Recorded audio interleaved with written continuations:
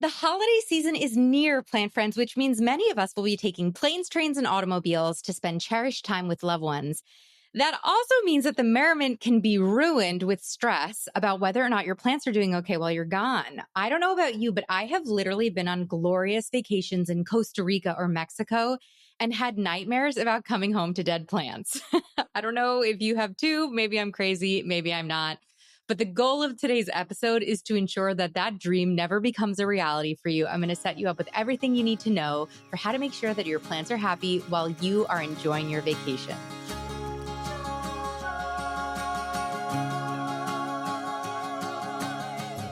Welcome to the Growing Joy with Plants podcast, where we not only learn how to care for plants successfully, but how to simply and affordably use our plant babies to cultivate more joy in our lives by doing so. I'm Maria, former plant killer turned happy plant lady, author of Growing Joy, the Plant Lover's Guide to Cultivating Happiness, speaker, podcaster, and most importantly, your new best plant friend. On Growing Joy with Plants, you'll find conversations about houseplant care, gardening tutorials, and wellness through the lens of plants. Plant care is self-care on Growing Joy. Hello, plant friends. Welcome. If you're new here, I'm Maria. I'm here to help you care for plants and grow joy, even while you're traveling. And if you're a returning listener, welcome home. I'm so excited to be here with you. I hope you have amazing holiday plans, whether you're visiting loved ones or whether you're taking some R&R alone time off. Wherever you're going, whatever you're doing for your traveling, I hope you enjoy it and it's for wonderful, positive things. And I hope this episode helps you stay positive, stay stress-free, because it really is the worst when you're stressed about plants or when you don't take the precautions that I'm going to talk about today and you come home and you do have plants that are suffering. It is the worst. It has happened to me. I don't want it to happen to you. So I want to dive right in. Before we dive in, I just wanted to say, if we are in the holiday season, please consider getting Patreon as a gift for yourself, for someone who loves plants, or just signing up for Patreon as a gift to the podcast. People who support the Patreon, support the show, support all this content that I get out, and you get amazing goodies. You get a bonus episode every month. You get swag. You get the ability to request guests and submit questions in upcoming podcasts, and even one-on-one plant coaching with me. So you can go to patreon.com/growingjoy to learn more. And I believe you can buy annual subscriptions as a gift for people that you love. So thank you so much in advance for considering that. Now let's go into holiday proofing your plants, vacation proofing your plants. If you have ever experienced stress while you're on vacation about your plants, I see you, I feel you. I have so been there, and I travel a lot for work and for pleasure. Particularly this summer, I left my garden, my indoor and outdoor plants for like 10 or 12 days at a time. I was living my life this summer. I didn't have time to be home tending to my plants. Last Christmas, when I still lived in New York, I went to Florida for 5 weeks to spend the holidays with my family. I left my sweet plants for 5 weeks in the cold of the woods of New York, and not one plant perished. I've learned so much in all of my travels about how to set my plants up for success, or a plant sitter if you need to get a plant sitter. Many of you won't need to. We'll go through the rubric of whether or not you need to get a plant sitter. And I want to break it all down for you. So without further ado, let's dive in. A few caveats for this episode. Number one, you've got to understand what your magic number is, the magic amount of days that you can leave your plants and have them be okay. This is going to vary depending on what type of plants you have and what type of plant parent personality you have.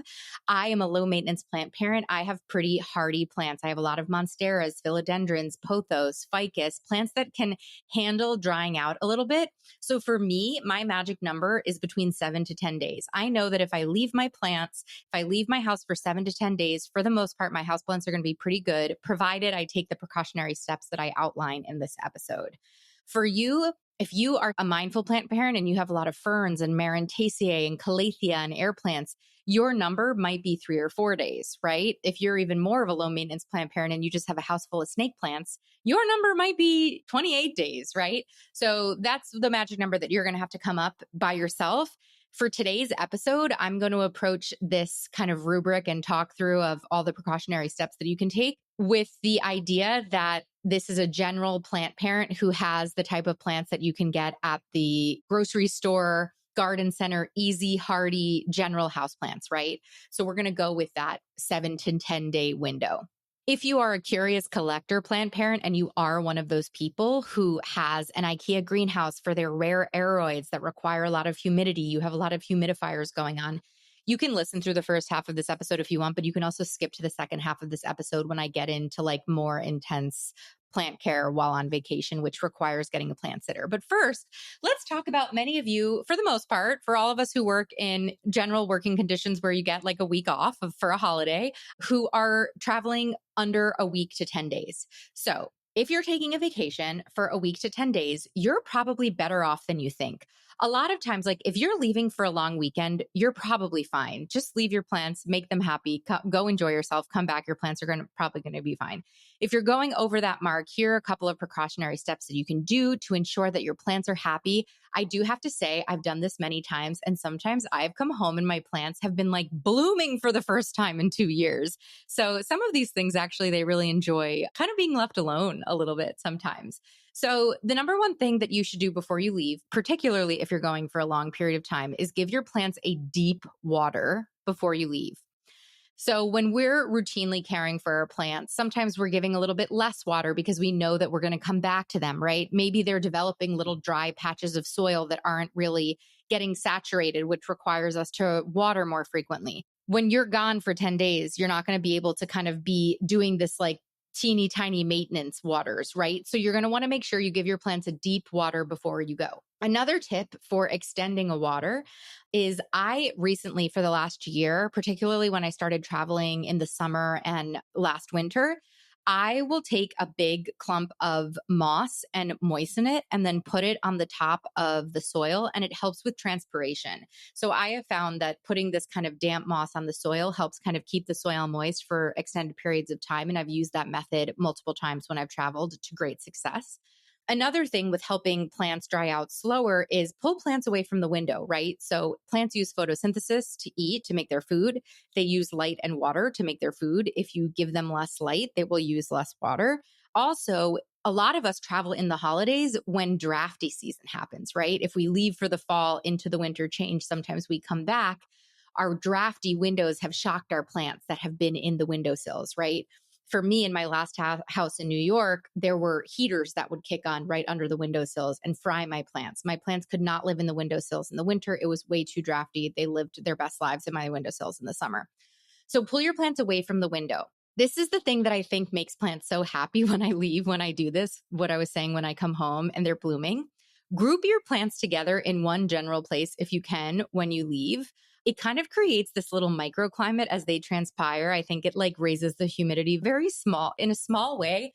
I don't have the science to back it up. I'm not Leslie Halleck, but all I know is when I leave, if I'm leaving for, a week to 7 days, I'll put a trash bag on top of my coffee table. And then I'll put all my plants on that coffee table. It's like a couple feet from the window.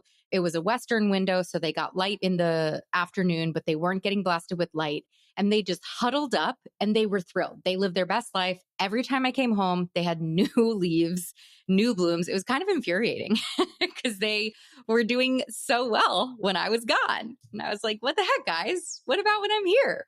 The only thing with this is if you have pests before you leave and you group all your plants together, you could have serious pests when you come home. So be careful. Don't do this method if like one of your plants has spider mites and you're battling spider mites with one plant. Only do this if, your plants are all in really good shape. Another trick that I have found to be really helpful when I travel for extended periods of time with my plants is pruning the plants before I leave, and not pruning like cutting the plant back, but any leaves that are yellowing or browning, anything that isn't looking very good, I will cut off before I leave so that I know when I get home, if I see leaves that have yellowed or browned or plants that seem to be doing unwell, I know that that happened in the period that I was gone. So this is a very simple thing that you can kind of save your future self stress and anxiety over, because if your plant already had a yellow leaf before you left and you come home, but now you're looking at your plants more closely to make sure that everybody's okay from when you were gone, and then you see that yellow leaf that already existed on the plant, you could like totally spiral out. So I would say clean up all your plants before you leave so that when you come home, it's way easier to monitor what's an issue and what isn't an issue. You could also like spray everything down with a pest control spray if you wanted to. That's an extra step. I wouldn't say you have to do that. But once again, I know some people who kind of struggle with pests in the winter, and that might be a great precautionary step to take as well. So if you're dealing with, a week to 10 days of travel, as long as you give it a good water, get it out of drafty windows, you can use that sphagnum moss trick. Even if you do the sphagnum moss trick just on like some of your plants and not all of your plants, that can be really helpful for your plants that are a little bit more sensitive to drying out. And that pruning thing, you're going to set yourself up for success and not worry about it, right? You can give yourself the permission that I did everything I could while I'm gone, and I'm going to go enjoy my holiday and come back refreshed and renewed and excited to hang with my plants again. There are a couple of self-watering hacks that you can do. Now, another option, which I used in my outdoor garden this year, is to use self-watering planters. So if you guys were following along in my outdoor garden this year, I used the Crescent Garden True Drop planters. They're self-watering outdoor planters. They're absolutely stunning. They come in every shape and size and color and aesthetic, like whatever your aesthetic is, Crescent Garden's True Drop planters will totally fit in. And I believe we do have a coupon code. We'll put it in the show notes if it's still active. But for me, I had herbs in those planters that if I left those herbs for 10 days without watering them, they would have totally shriveled. But because they were in self-watering planters, like I was gallivanting off in Spain without a care in the world, without thinking about my garden, right? So you can also apply that principle indoors. If you're someone who travels a lot, putting your plants in those self-watering planters is an amazing idea. And I'm actually currently experimenting with growing my houseplants in Crescent Garden planters, and I'm loving it. You can also make a DIY water wicking system. It's so simple. You get cotton rope or cord or like baking string, and you cut up little pieces of it. You take a glass of water, you put the end of a string in the glass of water, and then you wrap the other end of the string around the top of your plant. The string absorbs the water and slowly releases the water into the top of the soil. You can also tuck it into the soil if you wanted to. I've seen it done both ways. But say you only have like 6 or 7 plants, you could cut 6 or 7 pieces of rope, have one large glass of water, put the rope in the water, stick the other end of the rope in your plants, and you can probably extend that watering, that moist soil for a few days. I also love those watering globes and watering stakes. So I have like a little ceramic mushroom that I fill with water. It's made out of terracotta. The terracotta slowly leaches water into the soil. You can get those glass orbs that I feel like all of our grandmas had in their house plants. They're like the glass little orbs with the stake you fill with water. You flip them upside down and stick them into your soil. They make terracotta planter spikes. They make glass ones, but they're easy to find on Amazon or at your garden center. But if you have, like for me with my alocasia, I'll get a few of those and I'll put those in my alocasia where I'm not worried about my pothos, but I might put a watering orb in my alocasia. You can also get a capillary mat. That's a little bit fancier. You can give that a quick Google or Amazon it. That's like for next level plant parents. And then I really just encourage you to relax, right? Your plants are going to be fine. Plants are very resilient. And also, even if you get home and there's a yellow leaf or a brown leaf, cut that leaf off and let the plant grow, right? You're going to put it back in the conditions in which it was happy, and it'll be fine in a week or so. So if you're traveling over 10 days, right? So if you're like me last year and I went to Florida for 5 weeks, I did not just abandon my plants for 5 weeks. I would have come home to a house full of dead plants and my nightmare would have come true. What I did was I hired a plant sitter. So if you're traveling for longer than 10 days and you have plants that you've invested in that you want to make sure you don't come home to dead plants, because think about it, a lot of us have invested hundreds, if not thousands of dollars into our plant collection. So it makes sense to pay a plant sitter $20 a week to come in and water. So what is a plant sitter? A plant sitter is a trusted person, just like you would have a dog sitter or a babysitter, who will come in, check in on your plants, give everybody a water, make sure everybody's okay, and leave. It's a very low maintenance job, which is why I think a lot of people ask family friends or local friends or neighbors. But it is a job that does require basic skills of how to water your plants. And this has gone very positively for me and very negatively for me. So I want to walk you through how to pick a plant sitter, how to assess a plant sitter, and make the argument that you should pay plant sitters. So I guess the caveat that I say here is if you're going to just ask a friend or a neighbor to come over and water your plants and not pay them and just like ask a favor, go for it. But you should be prepared that you might lose some plants, right? Because sometimes our friends and our neighbors aren't plant people. They don't understand how to water plants. They don't understand cash pose. They don't understand, pots with holes in them, and they might overwater a plant, right? So I had a friend once who overwatered all my plants and didn't understand that some of them were in cash pose. I could have explained it to her better too.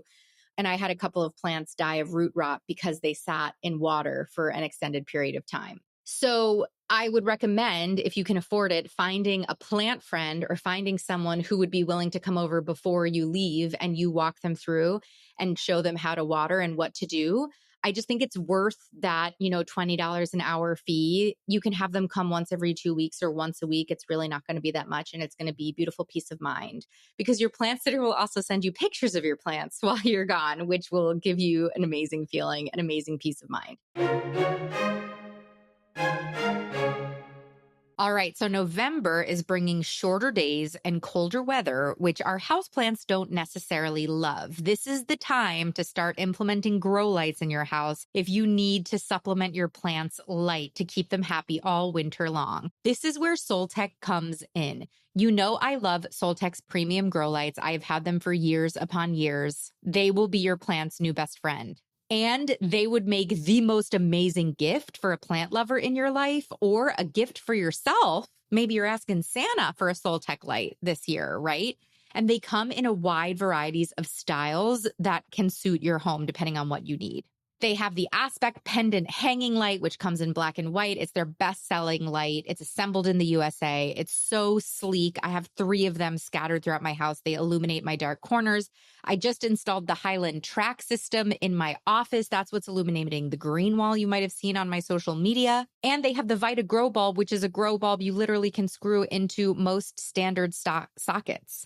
And of course, you probably have seen or heard about the grow bar called the Grove that I've put in my bookshelf and turned my bookshelf into a highlight haven for my plants. So whatever lighting you need for your houseplants, let Soltech hook you up and help you with it. And they're hooking you up with 15% off of your purchase. So you can go to soltech.com and use code BLOOM15 for 15% off your purchase. Give your plants the light they deserve. Soltech.com, code BLOOM15 gets you 15% off.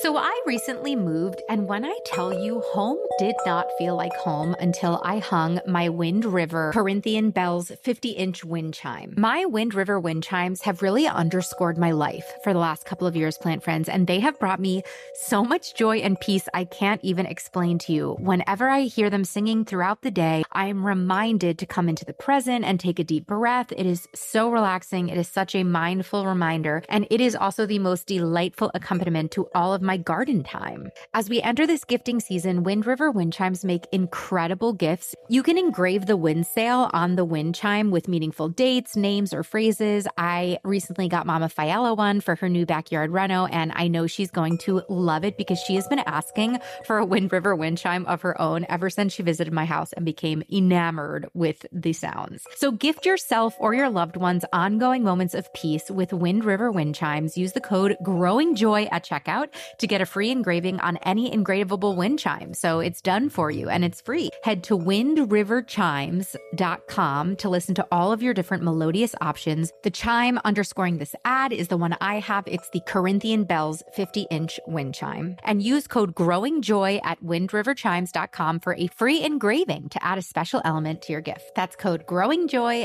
at windriverchimes.com.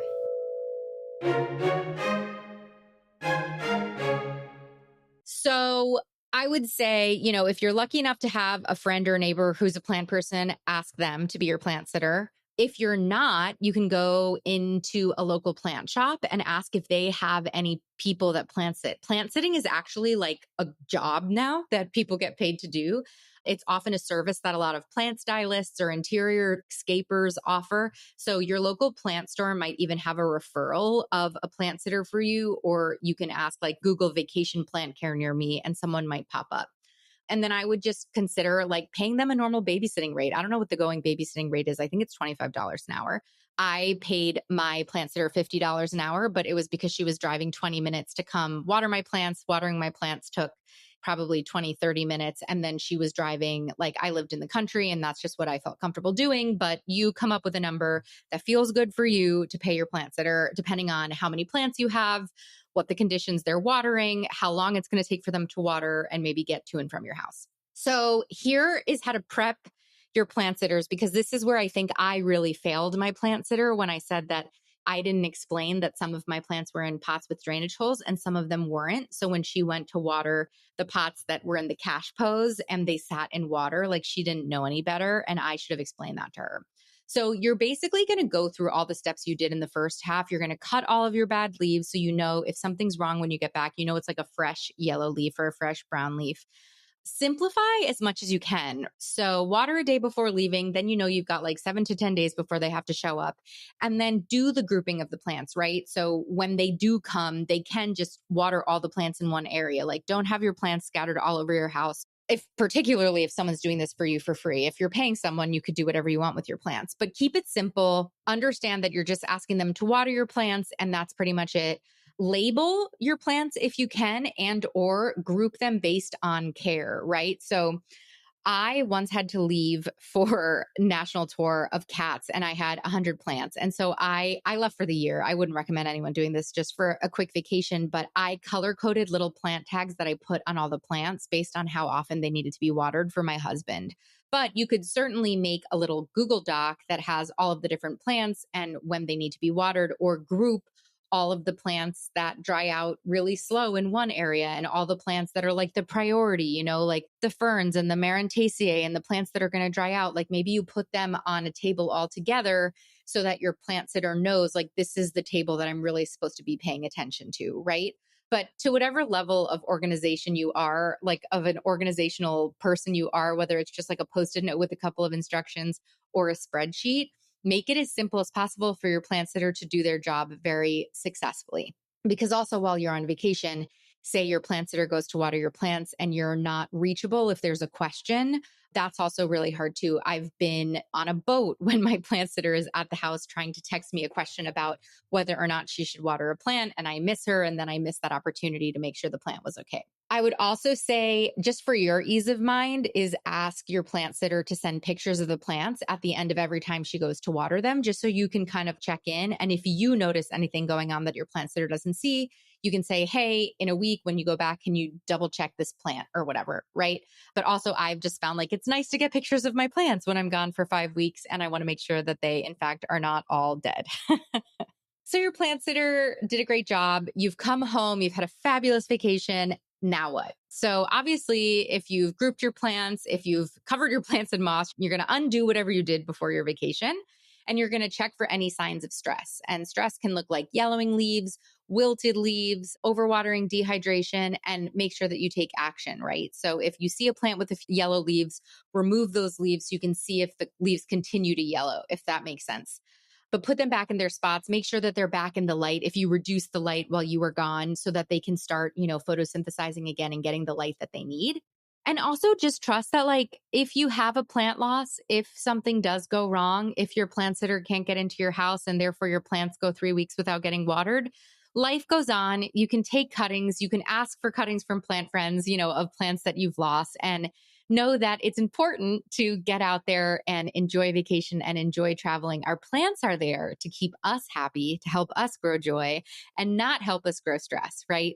So you can do everything in your control to set your plants up for success while you're traveling, and then life happens, right? So do what you can, go through the steps of this episode to make sure that you've done everything you can to feel good about it. And then if you come home and you've lost a plant, or a plant gets a little wilted and you have to nurse it back to health and it doesn't look its best for a month, life moves on. That's okay. Plants are resilient. So are you, right? There's lessons to learn in that plant and watching it come alive again. So enjoy it, lean into it.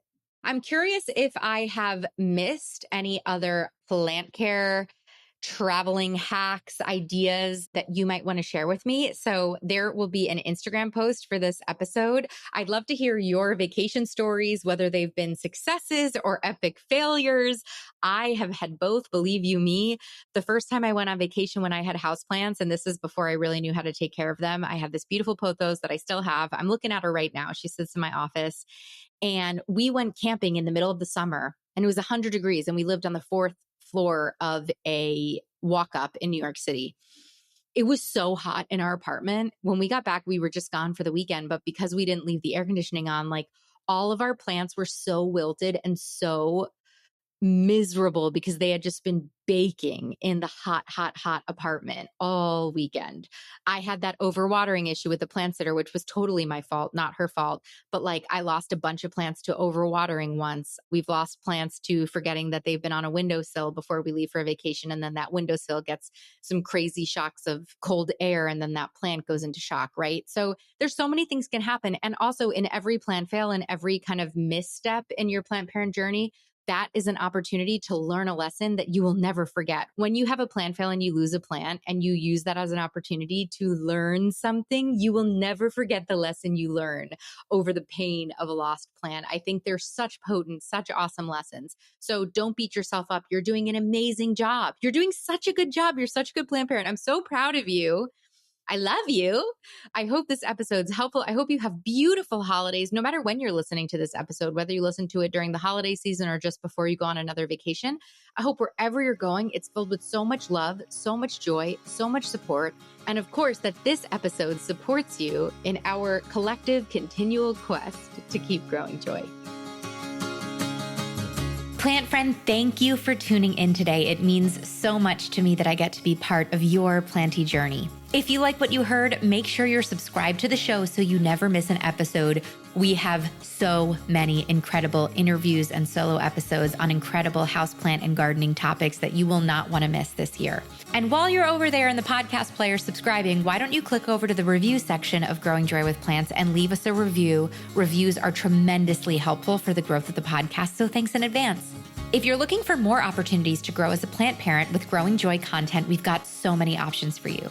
First, I highly recommend you taking the Plant Parent Personality Test. It's free, it's super fun, it takes 3 minutes to complete. At the end of the test, you're gonna get your Plant Parent Personality profile and a curated list of plants, projects, and podcast episodes that are right up your alley, tailored just for you and your lifestyle, inspired by your results. The links are in the show notes. If you're looking to uplevel your plant parent game, I have so many free downloads on my website that I think could help you, like the Understanding Natural Light download or 9 different ways to green up your office space. If you'd like to support the show monetarily and help me bring the show to as many people as possible for free, you can head to our Patreon link in the show notes to learn more about our offerings. And finally, I invite you to come hang out with me and continue the planty conversation on social media on Instagram and TikTok. I'm Growing Joy with Maria. My DMs are always open if you have requests for topics or ideas for the show. Thank you again for listening. It is truly my honor and delight to help you keep blooming and keep growing joy.